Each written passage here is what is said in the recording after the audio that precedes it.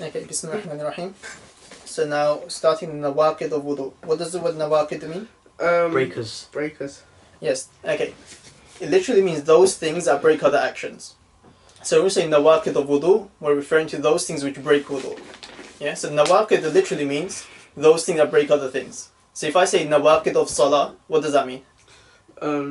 Things that break your salah. Yeah, salah. So if I say nawaqid of wudu, those things that break wudu. Okay, so here there are 8 nawaqid listed on the sheet, isn't it? But all of these nawaqid, they fall under 2 main rules, which I'm going to get you guys to write down. Do you guys have a pen? Yes.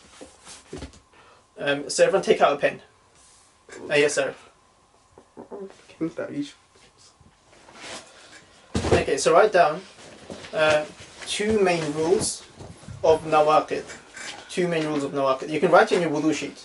Just write it there, so it's all in one place. So write it on the wudu sheet. Yeah, but can I just write in the book? Just write it on the sheet, so it's there all in one place. So there's not much to write, just 2 sentences basically, and a title. So write the title. So what is it? 2 main rules of nawaqid.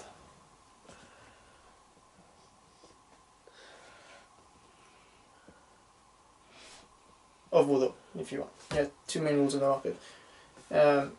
Okay, rule, and then just underline it so you can see that's the title or something, whatever. Okay, so number 1 is anything that comes out of the private parts. Anything. Shall I make it into bullet points? Just write number 1 and number 2. Okay. Just going to be 2 things. So number 1, anything that comes out of the private parts. Written down? Yeah. Okay, and number 2, any impurity which flows out of the body. Impurity? Yeah, any impurity which flows out of the body. These are 2 general rules, and we're going to discuss them to understand them in more detail. Just get them written down first. Yeah, done. Okay, most of the nawaqid will fall under one of these 2 categories. One of these 2 rules. So, number 1, Yasin, can you read it? Pass urine or stool. Okay, pass urine or stool. So urine is obviously going for number 1, and pass stool is obviously going for number 2 in the toilet. Yeah. So which rule does that fall under? Rule number 1 and the rule number 2. Number 1. Yeah. Number 1. So that's anything coming out of the private parts. Number 2. Pass wind. Pass wind. Which rule does that fall under? Number 1. Number 1. So that's something coming out of the private parts, isn't it? Okay. Number 3. Vomit a mouthful. Which rule is that? Number 2. Number 2. Number 2. So vomiting a mouthful will break your wudu. Okay, now the question is, what do you mean by a mouthful? How do you measure that? Like, isn't it? Okay, it's okay, I'll tell you. The way you measure a mouthful is, the mouthful is that vomit. You know sometimes when you vomit and you can't keep it in, it needs to come out. Yeah. Yeah? So that's what you call a mouthful. Mouthful is that vomit which you can't, or you struggle to keep it inside. There's that vomit, you know, when it just comes out a bit on the throat, out of the throat, you know, if you want you can swallow it. It's disgusting. Or if you want you can spit it out. It's disgusting, but that's not a mouthful. The mouthful is that when you struggle to keep it inside your mouth, which is like that, it's going to come out everywhere. That's what we call a mouthful. So if it's a small amount of vomit, it will not break your wudu. Yeah? It's only a mouthful will break your wudu. Yeah. What if it's like several like small ones? Okay, then that will break your wudu. If it's done 3 times, in let's say sitting in one occasion. Let's say you do a small bit of wudu, 5 minutes later you do another one, 5 minutes later you do another one, then your wudu will break. Okay. Yeah. That's a good question. Next one. Oh no. Fall asleep whilst leaning on something. Falling asleep while it's supposed to be while lying down or leaning on something. Okay, this is a very important one, and we need to understand this one well. Which rule does it fall under first? Rule 3, I guess. There's only 2 rules. None. Okay, why do you think it falls under one of these rules? Why do you think falling asleep breaks your wudu? You asked this once. You never know what you could do. Let's say while you're asleep, you could blow wind. Yes, well done for remembering. Yes. Because while we're asleep, all of our body. Let's say I'm lying down. I go to bed and I'm lying down. Can you please not draw on the desk? Thank you. So while let's say I'm lying down, my body is fully relaxed. Yeah, and I'm not conscious anymore. So now I have no control over my body. That's very likely, because my body is relaxed, that I can pass wind. Or the person sleeping can pass wind. Yeah, and I won't know. So that's why we say, as soon as a person goes to sleep, we'll rule that his wudu is broken. As long as he's leaning on something or lying down. Yes. What if someone is like watching you and like you don't pass wind, or you don't do anything at all, and then... But how would that person know? It's not like going to go inside and check in your trousers or something and see if it's smelling if you pass wind or not. It could be a small amount. That person can't hear, the person can't smell. Oh yeah, true. Is it like lying down, or you know when you lie down, like go to bed? Yeah. Like, is it just, doesn't mean when you close your eyes, or doesn't mean both?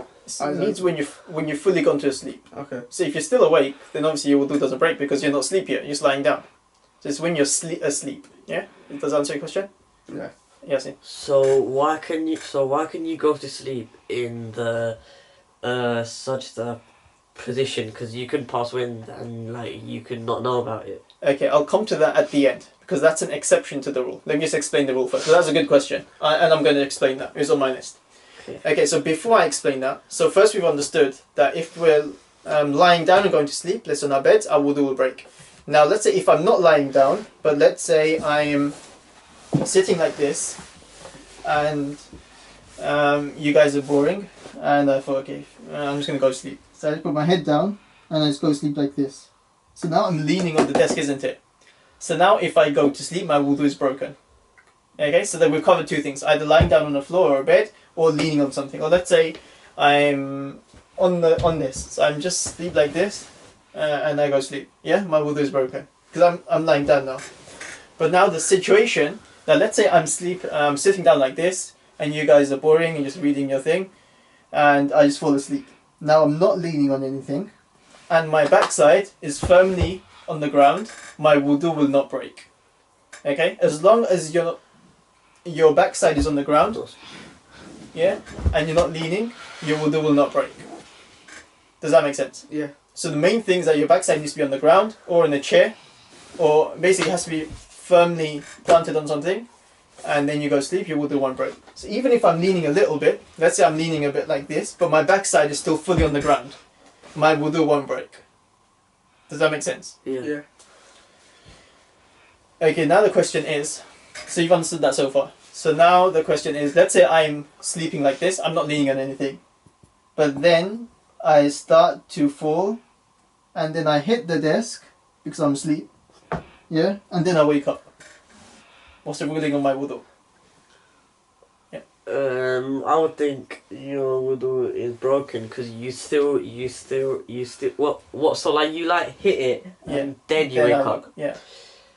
Oh wait, hold on, let me think. Come on, we need some. I don't think it we need will. some powerful minds. But I think if it will. it is, I think if it is broken, I think it's because like you touched something. But if it's not, then I think because you started off because you're not leaning on anything and you started off like that. Okay, so you're saying we can view it from two different perspectives. Yeah. One perspective would be the fact that I hit it means I actually fell asleep properly, and the other perspective is the fact that I started off not leaning. Yeah. Okay.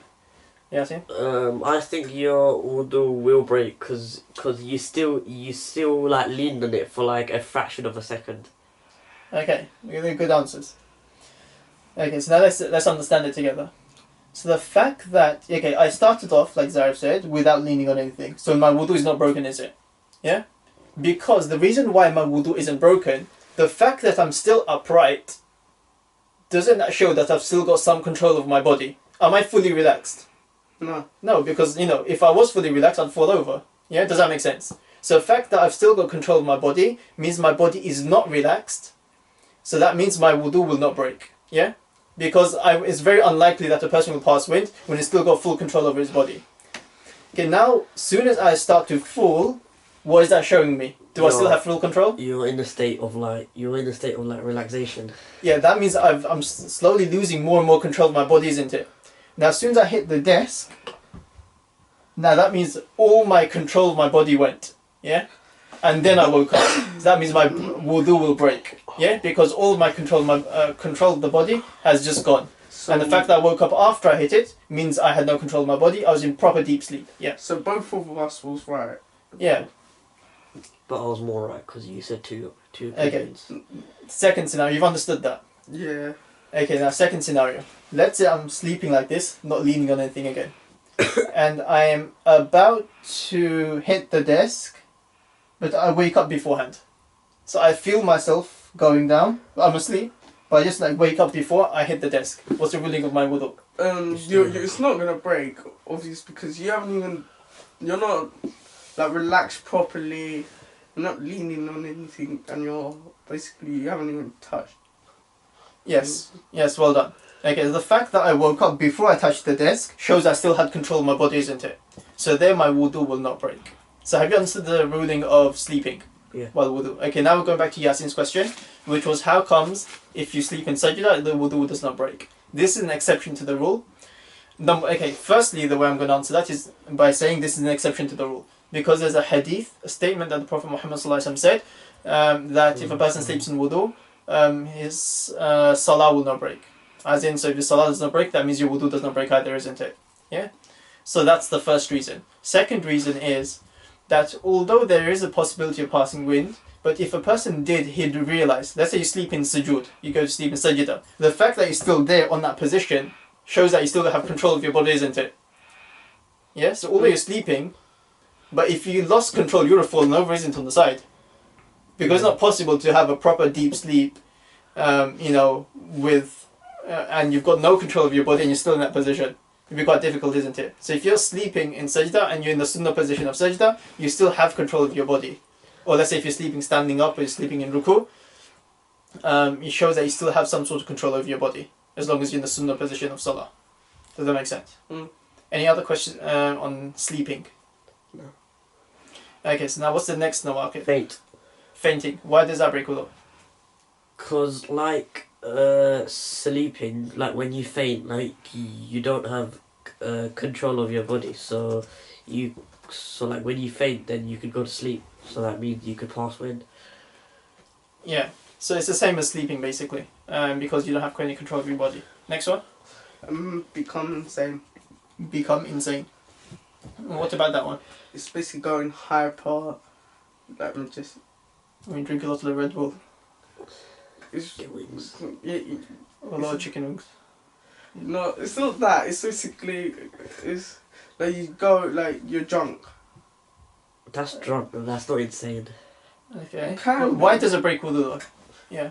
Cause you never know, you could pass wind Yeah. So insane is basically when you're. and don't have control of It's a your state of mind which prevents your normal perception of things. Basically, you don't know what's going on around you. like when or you're on you- drugs. It's like a similar thing. It's like when a person is seriously mentally ill, he doesn't know what's going on around him. He doesn't understand what's happening, things like that. So when you enter that state of mind, you don't know what's going on around you. So it's very likely that you can pass wind or you can do something, and you won't even realize it because you're not in your right state of mind. So it falls under the same category of sleeping, because your mind is unconscious and you don't have full control of your body. You don't know what you're doing, or you're not aware of what you're doing. So like becoming insane, like it can be when you get possessed by a jinn. Yeah, that would be a good one as well when you get possessed by a jinn, because you're not in your right mind at the time. You know what's going on. Yeah, So is it rule 1 or 2? that would be rule 1, because it's because no impurities coming out of your body, but it's possibility of anything coming out of the private parts, whether you can pass wind or whatever. Okay, next one. What are we supposed to be Laugh putting loud. 1 at 2? No, you don't have to. You should. By the end of this, you should understand anyway. I'm doing it. Laugh loudly in sauna. Okay, what rule does that fall under? I'll say 2. What's coming out of his body? What impurity is coming out? Well, like the fact that you are performing sin. That's that's classified as an impurity, right? Okay, that's a very good answer because sins are impure. Oh. But it's not the right answer here. Oh, is it not? So it's number one. I'm very impressed with that answer though. Well done. Thanks. Yeah. Wait, is it number one? No, I haven't said it. I haven't said it yet. Okay, number 7, laughing loudly in salah is actually an exception to both of these rules. It doesn't fall under any of these rules. Okay, so 1 and 2. No, neither. It's not 1 and 2. It's not 1 and 2. Neither. Okay. Okay, and I'll explain why. In the time of the Prophet Muhammad sallallahu alaihi wasallam, he was leading salah, and the Sahaba, his companions, were praying salah behind him. And in front of them, there was a blind person who was walking, and in front was either a ditch or a well. I can't remember. I think it was a ditch. And as he was walking, he obviously he was blind, so he couldn't see. He fell inside. And some companions, they saw that while they were in the salah and they started laughing. They laughed loudly. That's not funny. Then after Prophet Muhammad ﷺ finished the salah, he turned around and he asked them who was laughing. And obviously they said, whoever was laughing, they said yes, it was them. So then the Prophet ﷺ commanded them to go to repeat their wudu and then to perform their salah again. So the fact that he commanded them to repeat their wudu must mean that the salah had broken, isn't it? Because you won't tell someone to do something that they've already done. Does that make sense? It's like, Zara, if I won't tell you go wear a jumper and you're already wearing a jumper. So the only reason why I tell you to wear a jumper is if you're not wearing a jumper. Does that make sense? Yeah. Yes? So that's an exception to the rule. So that's why we rule the same. So if we see anyone, or if any one of us laughs in salah loudly, then we'll say our wudu is broken because of that incident. Yeah. But if you smile, it's not broken. You just have to start again.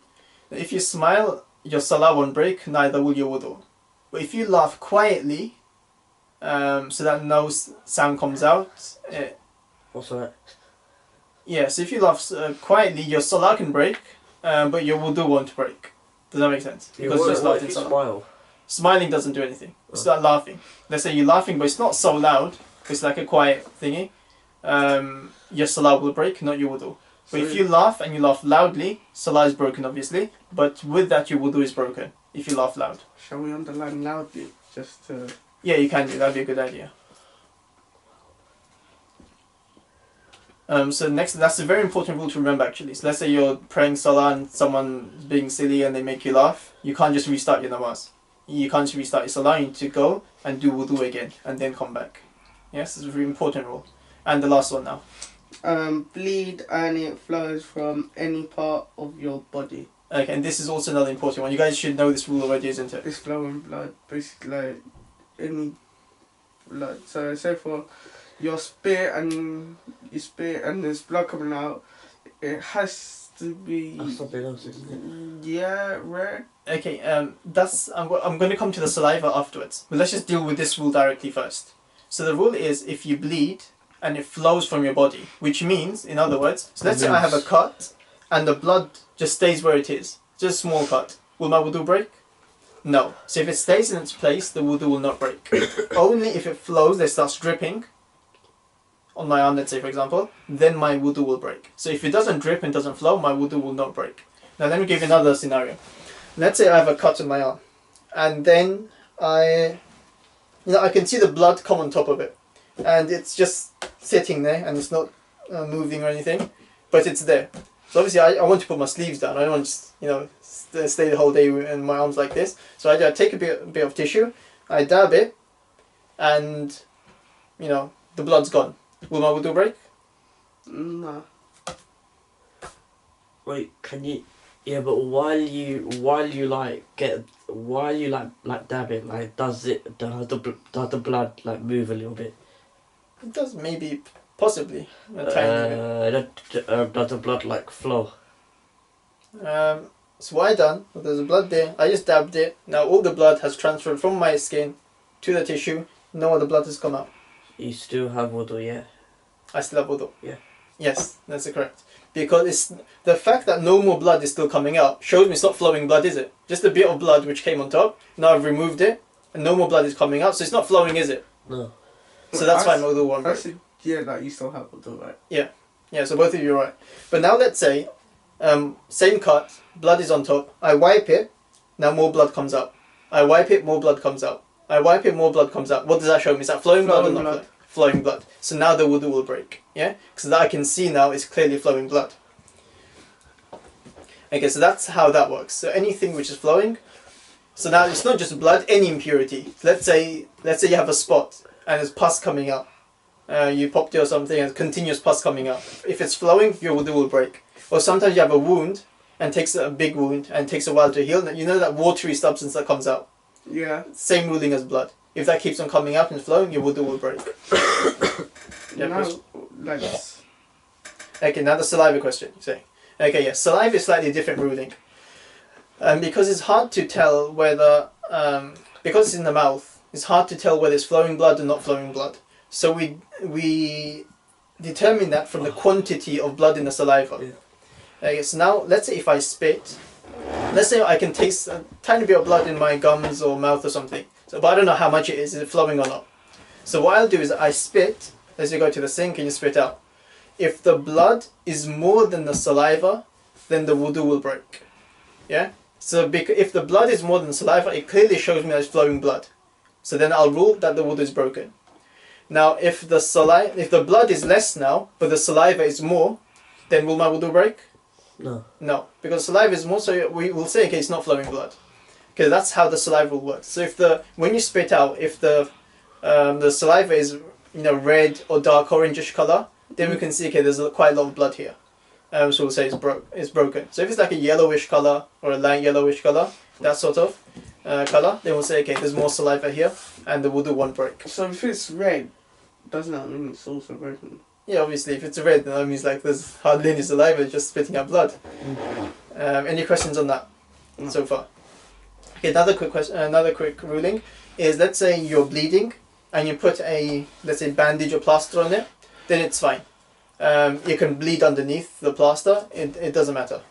As long as it doesn't come onto the surface of the plaster or the bandage, then it won't break your wudu. Does that make sense? Mm-hmm. And there you just wash the plaster, because normally today plasters are washable, isn't it? Yeah. Just wash over them. But if it's a bandage and you can't wash it, because it'll get worse. yes, then if possible, what you do, you untie the band. Let's say you have a cut here. It's on top of your arm. Wouldn't you And untie it and get a new one? No. So let me. I'll come to it. So let's say you have a cut on top of your arm, and then I tie the bandage around my arm. If possible, during wudu time, what I try to untie the excess bandage, so only the top is left. So when I untie it, the bandage is going to be on top, and this part is going to be uncovered now, isn't it? I try to at least wash this part. So I do wash the rest of the arm as normal, but this part, just take a bit of water and just massage it in. And then after that, I can wrap it around again. Yeah. Does that make sense? Yeah. So and then this part, I just do muss over it. I just wipe over it, if possible. But if it's not possible to untie it because too much pain or it's just too difficult, then what you do is wash everything else and just do muss over the bandage. Does that make sense? Yeah. Any questions on this so far? No. Okay, so have we covered all the nawaqid of wudu? Yep. Yep. Okay, so only these things break wudu. Nothing else breaks wudu. So let's say smoking, does that break wudu? No. No. No, because it's not part of this. Does playing football, getting sweaty and dirty, does that break wudu? No, well, Answer my question first. No, it doesn't. depend. If you get tackled badly and like say you got cut and now it's flowing blood Yeah, coming he out, didn't say. Okay, but is the tackling breaking your wudu or is the blood breaking your wudu? the blood. Yes. Basically, not for, Yes, my question wasn't about blood, was it? My question is just about playing football and getting sweaty and muddy and dirty. Does that No. break wudu? No. No. Does watching TV break wudu? No. Does swearing break wudu? No. No. Does killing someone break wudu? No. yeah, Why? No. because there's flowing blood on you. But is it remember, flowing blood from your body, not No. someone else's body? No. Yes, you can take you can take all of your blood and throw it on me, but wudu still won't break. Yeah, because it's not my blood. It has to come out from my body. Your wudu will break, but not my wudu. Well, you've killed him, so. Okay, so now if someone asks you any of these questions, now you guys know how to answer these questions, generally. But if it's a difficult question, then you should go to a scholar and ask him. But the normal, genuine questions, you guys should be able to answer yourself now. And especially with the sunan of wudu and the faraid of wudu, someone asks you, I forgot to do this, does my wudu count? because I get these questions all the time. Someone comes, I forgot to do this in my wudu, does my wudu still count? Or this happened, does my wudu count or not? And the last ruling before we finish, let's say I done my wudu at 1 o'clock. This is our last thing, and I'm going to finish with the nawaqid. Let's say I done my wudu at 1 o'clock, and now it's 6 o'clock. It's Asr time. So I prayed my dhuhr before, now it's Asr time. I can't remember breaking my wudu, and I can't remember if I've got wudu or not. What's the ruling? Now it's 6 o'clock, I done my wudu at 1 o'clock, and I can't remember if I done anything to break my wudu or not. Do I need to do my wudu again? No, or not? it depends if you remember you doing wudu, like you got it in your head and you remember it, you know you've done it, and then your wudu still counts. But if you remember you, like, say for past win in the middle of the day, then your wudu has been broken. Okay, so if you remember that you passed wind, then obviously your wudu is broken anyway. But in my scenario, is I can't remember if I passed wind or not. Oh, but you need to remember, like, so if you remember that you done wudu, yeah, then your wudu will count. Yes, well done. That's the answer I was looking for. Did you know that? Okay. Yes, because we did cover this a long time ago. So if someone comes and asks you, and he asks you the same question, Zarif, I done my wudu 5 hours ago, but I can't remember if I'd done anything in between or not to break it. So the first thing you ask that person, do you remember doing wudu? And he says, then he says, yes, I done it 5 hours ago. I remember I done wudu for the dhuhr salah. Then you said, okay, if you can't remember breaking it, we'll say you still have wudu, and you can do your asr salah now. But now, Yasin, if he said to you that, no, I can't remember if I done wudu or not, what will you say to him? What? So he says, I can't remember if I've done it before. Yeah, but I think I have, but I'm not sure. I think I have. Then you're like you go and read namaz or read Quran. Like you have wudu. So you're telling that he has wudu? Yeah. Even though he can't remember doing it in the beginning? Oh, what? So he can't remember if he did it in the beginning? Yeah, just thinks maybe I think I have. You know, he has a slight doubt kind of thing. Like 50-50. I might have done it, I might not have done it. It counts. Wudu counts? Yeah. What? So do you agree with him? What's the question? Okay, let me phrase the question again. So like 50-50. Okay, I come to you and I ask you the question. It's Asr time now, and I think I done my wudu 5 hours ago. No, but I can't remember fully. I might have done it, might not have done it. So what would you tell me to do? Would you tell me to go do my wudu again? Or would you say, no, it's fine, just do your Asr salah? I say it would be 50-50, but like... You can't be 50-50, you have to tell me to do my wudu or don't do my wudu. Alright, I think like you should do it anyways again, because like you get extra rewards anyway, so... No, we don't want to know about that. The person just wants to know, does he have to do wudu or doesn't he have to do wudu? I would like do wudu again. Do wudu again. I said not do it again. Okay, the answer is he has to do wudu again. Okay, remember the main rule. The main rule that Zarifi said in the beginning was, it all depends on if he remembers doing wudu or not. Yeah? So if the person remembers doing wudu in the beginning, and he just has a slight doubt whether his wudu is broken or not, we'll say he still has wudu. Because he remembers doing wudu, isn't it? Yeah? Now if a person who can't remember if he done wudu in the first place, now that rule doesn't apply, does it? So now we'll say, okay, you need to do wudu again. Does that make sense? Yeah. And this is for the advanced students. If you can understand this, then it's better. The reason is, let's say, I'm going to explain the rule. Why is the rule like this? So now, let's say if a person, he's done wudu. Can you say for certain that he's got wudu? Can you say for certain he's got wudu? I've just done wudu. Well, no, you can't say for certain because he can pass wind and it can be silent. No, let's say I've performed wudu properly and I've not done anything to break wudu. With certainty, do I have wudu now? Yeah, of course I do. Yeah. So now this is 100% fact, full certain that I've got wudu. Now, 6 hours later, I'm just having doubts whether I've broken wudu or not. Yeah. So now the rule is, doubts cannot break something which is established through certainty. Does that make sense? Yeah. Did you understand the rule now? Yeah. So the fact that I done wudu, and that's 100% certain, now I've just got small doubts. So doubts is something which is very weak. So something weak cannot break something which is strong. Does that make sense? Now in the second scenario, where I couldn't even remember if I had wudu or if I done wudu or not, so was that certainty or was that a doubt? Certain.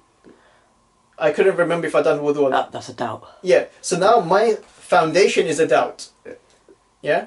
So that's why, so now I'll ask you, I can't remember if I done wudu or not. Now I won't say, okay, it's fine. So now I don't know if I've broken my wudu or not.